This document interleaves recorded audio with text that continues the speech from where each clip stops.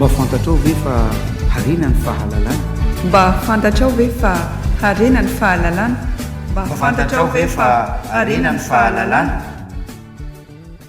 miarahabanao tonga soeto amin'ny fandaharana mba fantatrao ve fandaharana zay anaovana fitaizana olo-pirenena na éducation civique eto amin'ny radio soa i Madagasikara. Tamin'ny fandaharana farany dia fanehoan-kevitra momba ny tokony akana ny hevitry ny fokon'olona isam-pokotany sy ny malagasy monina ivelan'ny Madagasikara mandritra ny fiaonam-be-paritra mba ahafahan'izy ireo mandray anjara amin'ny fiaonam-be-pirenena no nitondrantsika fanazavana. Androany dia fanehoan-kevitra momba ny fokon'olona ihany no horesantsika fa ifantoka koa amin'ny hoe inona ny tokony ho toeran'ny fokotany ao anaty vondrom-bahoaka paritra itsinjaram-pahefana.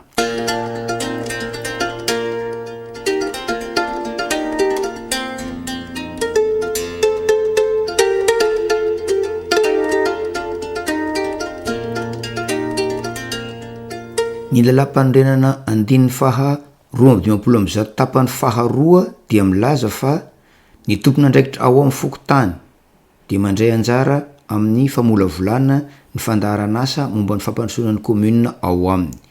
Io ilay antsointsika hoe PCD na programme communal de développement. Noho izay fandraisana anjara amin'ny fampandrosoana ny commune izay dia verina fa rariny loatra raha tokony haverina ao anaty vondrom-bahoaka paritra itsinjaram-pahefana ny fokotany.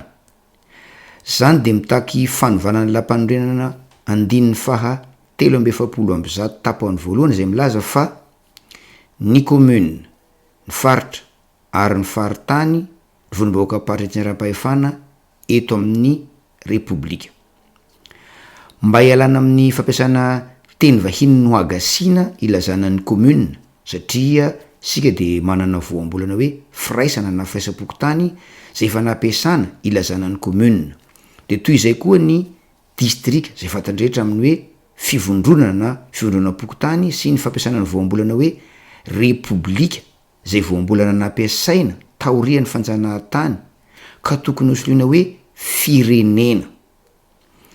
Zany dia ho fanandratana ny teny malagasy araka ny ezaka zay efa ataon'ny mpitondra ny fanaovozana ankehitriny amin'ny fiezahana mampiasa teny malagasy amin'ny fandraisam-pitenenana eo amin'ny sehatra iraisam-pirenena sy ny fahamalinan'ny mpanao gazety vahiny amin'ny teny malagasy mba ho azon'ny malagasy ny zavatra lazaina tsy ilana mpandika teny satria ny mpitondra dia misolo tena ny vahoaka malagasy ary ny vahoaka dia manana zo hahazo tsara ny zavatra resahana amin'ireny sehatra iraisam-pirenena ireny.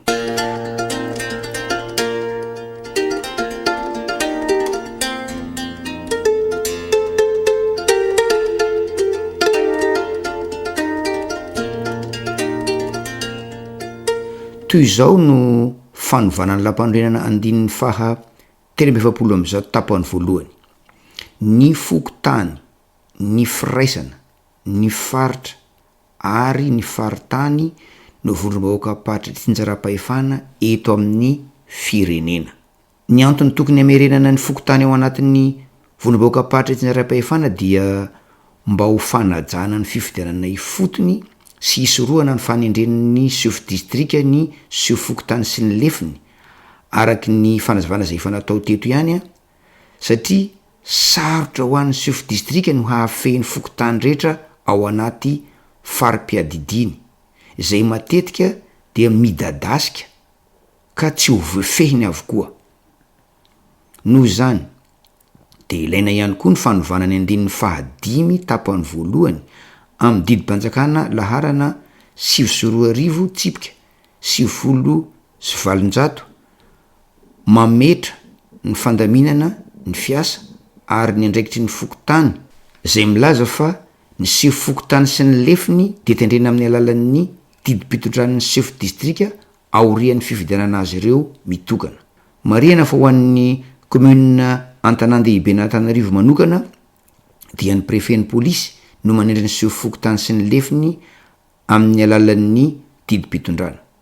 Ny tanjona zany dia mba hoe izay voafidy mba hoaka eny fotony no tokony andraikitra ny asa mahaseho fokotany sy ny lefiny fa tsy ho tendrena intsony ho an'ny fokotany rehetra eran'ny Madagasikara eny fanao an'ny fokotany ao amin'ny tanàn-dehibe n'Antananarivo aza. Dia zay no azo ambara mahakasika ny tokony hamerenana ny fokotany ao anaty vondrom-bahoaka paritra itinjara-pahefana sy ny tokony tsy hanendrena intsony niseo fokotany sy ny lefiny fa dia misaotranao ny ianao hatramin'ny farany. Mirary fahasalamana ary manasanao sady anaraka ny fandarana manaraka. Veloma tompoko. Mba fantatrao ve fa harena ny fahalalana? Mba fantatrao ve fa harena ny fahalalana? Mba fantatrao ve fa harena ny fahalalana?